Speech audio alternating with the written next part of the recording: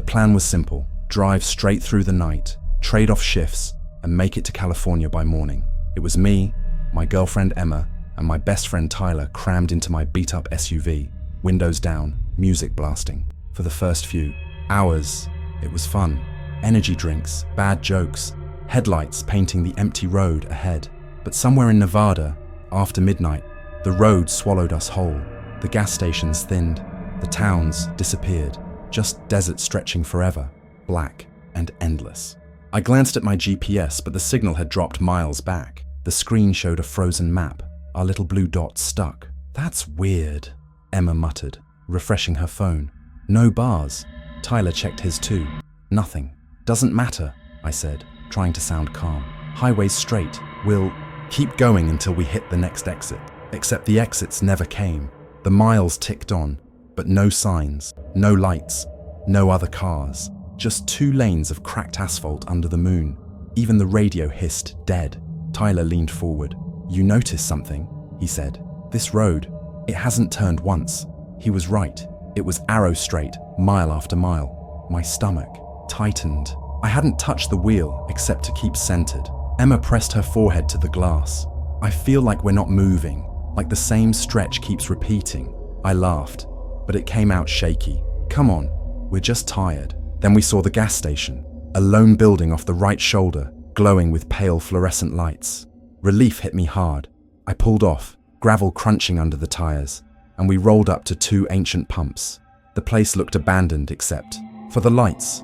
Windows dark, no sign of life. I killed the engine. "Stay here," I told them. The air outside was still, heavy. I swiped my card, but the pump screen stayed black, dead. Inside, the station was worse. Empty shelves, dust coating the counter, a faint smell of mildew. The fridges hummed, but the glass was cracked, shelves bare. That's when I heard it, footsteps, slow dragging from the back room. "Hello?" I called, voice shaking. "We just need gas." The footsteps stopped. Silence pressed thick around me. I backed out fast, climbed into the car, locked the doors. Emma's eyes were wide. "Why are the lights on if no one's there?" I didn't answer. I just drove. Back on the highway, something felt different. The road looked the same, but my headlights seemed weaker, swallowed by the dark. The lines on the asphalt flickered, like they'd been painted fresh over and over. Emma fell asleep against the window. Tyler dozed in the back. I kept my eyes on the road, but the longer I drove, the heavier the air felt, like we were sinking instead of moving forward. Then, out of the corner of my eye, I saw it. A man, standing on the shoulder, facing the road, facing us. I gripped the wheel. He was pale, clothes ragged, eyes wide and glowing in the beams. His mouth stretched into a smile too big for his face, and then he was gone. I blinked hard, shaking my head. Just exhaustion, I told myself. But 5 miles later, there he was again. Same spot, same smile, watching us pass. I pressed the pedal, heart hammering. "Why are you speeding?" Emma stirred, rubbing her eyes. "Nothing," I muttered. "Just want to get there." But the man kept appearing, every few miles, always ahead of us, always waiting. Tyler leaned forward, voice low. "You see him too, don't you?" I didn't answer. The next time, he was closer to the road. I swerved, nearly clipping the shoulder, Emma screaming as my tires screeched. In the rear view, I saw him standing in the middle of the highway now, smiling, arms outstretched. We didn't talk after that, just silence, thick and heavy, broken only by the hum of tires. An hour later, a sign finally appeared. "Rest area, 1 mile." Relief hit me so hard I almost cried. I pulled off, heart racing, headlights cutting into a small parking lot lined with dead trees. Only one other car sat there, old and rusted, windows fogged. I parked far away from it, killed the engine. "We'll nap for a bit," I said, though my voice shook. Emma curled against me. Tyler leaned back, eyes shut tight. I tried to breathe, tried to believe we were safe. Then I noticed the other car's door. It was open, swinging slow in the wind, and in the dark beyond, standing just inside, the tree line were shapes, dozens of them, pale, still, watching. The man was there too, smiling. I turned the key, engine roaring, tires spitting gravel as we tore out of the rest area. None of us spoke, none of us slept. When the sun finally rose, I glanced back at the road. The asphalt behind us stretched straight, empty. My GPS flickered back to life, the blue dot pulsing. For a moment, I almost believed we'd made it back, until I noticed the odometer. After driving all night, it hadn't moved, not a single mile. We were supposed to make it fun. A last big road trip before college pulled us apart. Me, my sister Katie, and our friend Dylan. We packed snacks, made playlists, and promised to keep each other awake through the night. For the first few hours, it worked. Laughter, dumb stories, windows rolled down as the summer air rushed in. By midnight, the mood had shifted. We'd taken a back highway through New Mexico to save time. It was emptier than we expected. No cars, no towns, just desert, stretching flat and endless. The road was so straight it felt like driving on a treadmill. The fuel gauge dipped lower than I liked. Katie checked her phone. No service. Mine, too, Dylan added. I tried to keep my voice steady. Next town can't be far, but the miles stretched on, the road swallowed by dark. No signs, no exits, just emptiness. That's when we saw the house. It sat maybe 100 yards off the highway, old, sagging, its porch light flickering weak. A dirt drive curved toward it, half buried in weeds. It looked abandoned, but smoke curled faint from the chimney. Stop, Katie said. Ask if they know where the next gas station is. Every instinct in me screamed not to, but the needle was kissing empty. I pulled onto the drive, gravel crunching under the tires. The closer we got, the worse it looked. Paint peeled in strips, windows boarded haphazardly. The porch light buzzed, throwing shadows that seemed to bend wrong. Still, Dylan hopped out first, trying to play brave. "Hello?" he called. "Sorry to bother you. We just need directions." The door creaked open before he even knocked. A woman stood there, thin, hair grey and wild around her shoulders. Her dress hung loose, stained dark in patches. She smiled. Too wide, teeth uneven and yellow. "Of course," she said, voice sing-song. "Come in. You must be tired." Every part of me wanted to get back in the car and drive, but Katie was already stepping forward, trusting. "We just need to know where the nearest station is." The woman's eyes slid over us, sharp and hungry. "So far out here," she murmured. "It's safer inside." She moved aside, beckoning. The smell hit us then, sweet, rotten, like spoiled meat. I grabbed Katie's arm. "We should go." But Dylan had already stepped over the threshold. The door shut behind him. The woman's smile widened. "He'll be fine," she said. Katie's hand shook in mine. "We can't just leave him." My chest tightened. The windows were boarded. The house sagged with shadows. I forced my voice steady. "Stay here." I pushed the door open. The smell inside was worse. The walls leaned, wallpaper, peeling like skin. The hallway stretched longer than it should have, lit by a single bulb that flickered. "Dylan," I called. My voice echoed strangely, like the walls swallowed the sound. From deeper in the house came a noise. Not Dylan's voice. A wet, dragging shuffle. Katie clutched my sleeve, whispering, "We need to go. Now." The woman appeared at the end of the hall. Her smile was gone. Her eyes were dark pits, wide and unblinking. "Stay," she whispered. "It's rude to leave before dinner." Behind her, shadows moved. More figures, tall and thin, their faces hidden. Their arms stretched long, fingers scraping the walls. Something thudded from the floor above, heavy, slow, like footsteps too big for the house. Katie screamed. I yanked her back, slamming the door behind us as we bolted to the car. The porch light flickered mad, buzzing like a swarm of flies. I started the engine. Gravel spat as we tore down the drive. My heart hammered as I glanced in the mirror. The house was gone. Not faded, not distant. Gone. Nothing but flat desert under the moon. Katie sobbed into her hands. "Where's Dylan?" I couldn't answer. My throat locked tight. We drove until dawn, never stopping, never looking back. Weeks later, the police searched that stretch of highway. They found nothing. No house. No woman. No Dylan. Katie doesn't talk about it anymore. She won't even drive back roads at night. As for me, I keep seeing it. That porch light flickering in the dark. That door creaking open on its own. And sometimes, when the road is quiet and the gas gauge dips low, I swear I hear a voice from the back seat. Dylan's voice, low and broken. "It's safer inside." We left at sunset, 4 of us crammed into Tyler's old sedan, trying to make it from Denver to Phoenix in one stretch. The car smelled like fast food and sweat. Music buzzed too loud from the busted speakers, and for a while it felt like freedom. No parents, no rules, just endless highway. Ahead, but past midnight, the road grew empty. Headlights reached only into black desert. The laughter died down. Emma dozed in the back seat, head against the window. Mark scrolled his dead phone out of habit. Tyler drove, knuckles white on the wheel.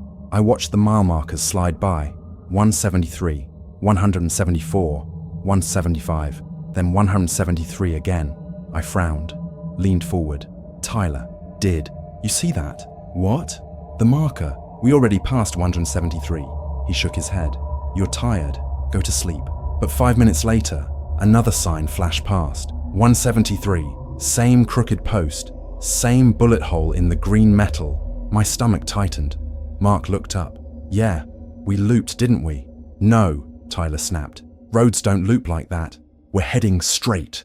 But the next sign proved me right. Mile 173. Silence filled the car, heavy and sharp. Emma stirred awake, groggy. What's wrong? Nobody answered. We drove another 10 minutes. The desert stayed the same. Flat earth, scattered brush, the same broken fence running alongside the road. And then the sign appeared again. Emma gasped. No, we didn't turn. How can we? Mark started laughing, the kind of laugh that sounds too close to crying. We're stuck. We're actually stuck. Tyler slammed the wheel. Shut up. I'm driving straight. There's no loop. It's just the same damn mile again and again. The car sped faster, engine straining. The desert blurred by, the same endless dark. Then headlights appeared behind us. 2 pinpricks, growing brighter. Relief hit me for a second. Finally, another car. Someone who could prove we weren't insane. But the lights didn't pass. They drew closer, steady, filling the mirror until the cabin glowed white. Finally, Emma whispered, wave them down. But as I leaned back, my blood froze. The lights weren't attached to anything. No grille, no bumper, no car. Just 2 floating orbs of blinding white, following inches from our bumper. Go, go, go, I shouted. Tyler pressed the pedal flat. The car roared, shaking, but the lights stayed with us, inches away, humming in the mirror like eyes burning into us. Then, just as suddenly, they vanished. The road behind us went black. We all sat in silence, breathing ragged. The next mile marker appeared. Emma started crying. Mark whispered, we're dead, aren't we? Tyler didn't answer. His eyes were wide, glazed, like he was holding himself, together by threads. The car grew colder. I could see my breath. The windshield fogged from the inside. My teeth chattered as the temperature dropped further. That's when I noticed the figure on the shoulder. A man, tall, thin, standing stiff, in the dark. His head turned as we passed, his face pale, eyes hollow. A mile later, he was there again. Same place, same figure, watching, and again, and again. Every loop, he was closer to the road. By the 5th pass, he stood on the asphalt inches from our lane. I saw his mouth this time, open wide, far too wide, like his jaw was unhinged. Tyler screamed, swerved. Around him, tires screeching. Emma sobbed into her hands. Mark rocked in his seat, muttering prayers. I couldn't speak, couldn't think, just stared as the road spat us out into another loop. The figure was in the middle of the lane now, waiting. I shut my eyes as we tore past, praying not to feel an impact, but there was none. Just cold air rushing through the vents, colder than before. When I opened my eyes, the passenger seat was wet, not damp, soaked, as if someone had climbed in dripping water. The smell hit then, mildew, rot, something sour that burned my throat. The seat was empty, but the wet spread, across the floor, over our shoes. My socks squished against it. Tyler screamed again. The car jerked as he fought the wheel. I can't do this! The headlights behind us flared back, closer than before. Emma shrieked. Mark clawed at the door like he could get out, but it wouldn't open. None of them would. The road was alive, pressing us in, mile after mile, repeating. 173, 173, 173, and then, all at once, the lights ahead went black. No signs, no lines on the asphalt, just void. We plunged forward into it. I woke at dawn in the driver's seat, alone. The car sat on the shoulder of an empty road, fuel gauge full. No Emma, no Tyler, no Mark, just silence. The mile marker stood ahead, green metal glinting in the sun. We'd been driving for 14 hours straight, 3 of us packed into a borrowed van on our way to a concert across the state. By midnight, the highways had emptied, leaving us with nothing but flashing yellow signs and long stretches of blacktop. I was at the wheel when the gas light flickered on. "Next exit, we stop," I said. But the next exit didn't come. Just mile after mile of nothing. Trees pressed in close, shadows flickering in our headlights. The van rattled every time I hit a bump, and I could feel the tank sucking fumes. Finally, a sign appeared. Gas, 2 miles. Relief flooded me. We rolled into a tiny town I'd never heard of. Just a handful of dark houses and one gas station with flickering lights. The sign above it was missing letters. It read CVS. The pumps looked old, but working. I pulled in, killed the engine, and stepped out into the heavy silence. No bugs, no wind. Just still air pressing down. "Grab snacks," I told the others, swiping my card at the pump. The screen blinked, then went black, dead. Inside, the lights buzzed faint, casting the shelves in sickly yellow. Most of the aisles were empty. Dust coated the counters. The smell was damp, like a basement left closed too long. Then I saw the clerk. He stood behind the register, motionless, head down. His hair hung long over his face. His hands rested flat on the counter. Pump's not working," I said. Slowly, he raised his head. His face was pale, skin stretched thin. His eyes didn't look at me. They looked past me, and then he smiled. "Gas," he said softly. "Always running out of gas." A chill crawled through me. "Can you turn it on?" He didn't answer, just kept smiling, lips trembling like holding back laughter. The bell over the door jingled. My friend Lisa came in, holding a bag of chips. "This place is creepy as hell," she muttered. The clerk's smile widened. "Hungry?" he asked, voice warped, like 2 people speaking at once. Lisa froze. "Let's just go." I nodded fast. "Yeah, forget it." We bolted outside, hearts pounding. But the van was gone, not broken into, not stolen. Gone. Just empty pavement where it had been. Lisa's eyes filled with tears. No, it was right here." We spun, desperate. The street was deserted. No cars, no people. Just the glow of that broken gas station behind us. Then the bell jingled again.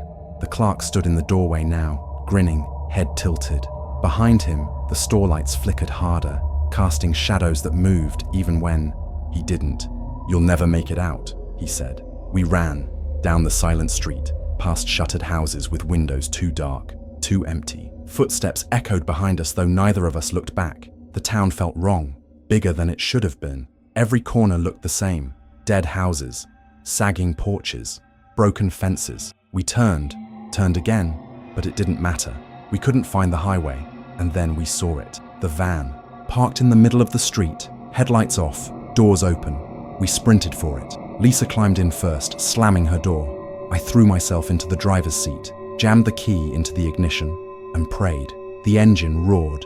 Relief flooded me. But then I saw the rearview mirror. The clerk was in the back seat. His face leaned between the headrests, eyes hollow, grin stretching ear to ear. "Gas," he whispered. I screamed, slammed the accelerator. The van tore down the street. Faster, faster, houses blurring past. I didn't dare look back. When the highway lights finally reappeared, I almost cried. We flew past the town's edge, swallowed by open road. I didn't stop until dawn. When I finally pulled into a real gas station, hands shaking, Lisa and I stumbled out. The van looked normal, except for the back seat. It was wet, soaked through, reeking of mildew. We never talked about it again. But sometimes, when I drive at night, I check my mirror and swear I see him there, leaning forward, smiling. And I know one day, I'll run out of gas. We were 3 hours into the desert when the GPS froze. The voice cut off mid-sentence. The map stuck on a blue dot that didn't move. I tapped the screen, shook the phone. Nothing.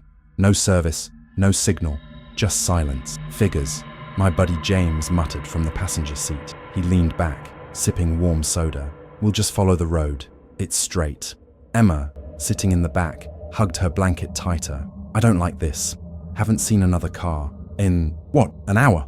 More like 2, I admitted, trying to sound calm. The highway stretched black and endless. No exits, no signs, no lights, except ours. Just desert, pressing in forever.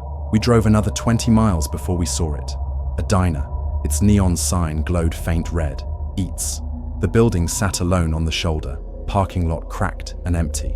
A few old cars rusted in the back, tires flat, paint flaking. The windows glowed dim yellow, and for the first time in hours, I felt relief. Finally, James said, food, coffee, maybe directions. I pulled in. The lot was empty except for those rusted husks. The air outside was still and hot, carrying the faint smell of something burnt. Inside, the diner looked frozen in time. Red booths lined the walls, checkered floor scuffed with age.